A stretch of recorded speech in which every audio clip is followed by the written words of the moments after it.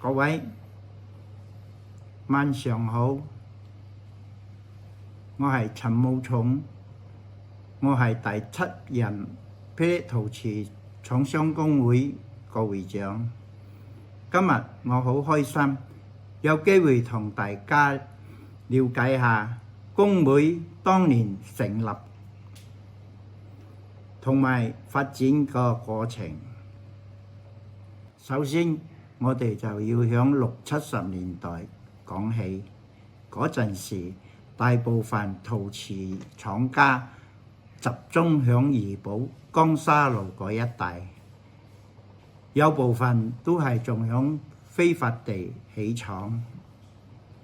當年面對政府環境部執照個問題，直到80年代，為咗政府個政策同埋保障業者利益，大家決定齊心協力，開始籌備成立工會。經歷過好多個波折之後，終於響1985年正式成立咗霹靂陶瓷廠商工會。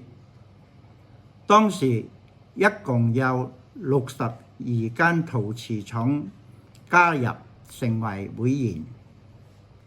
之後我哋就一齊向州政府爭取工業用地，希望有一個合法嘅工業地。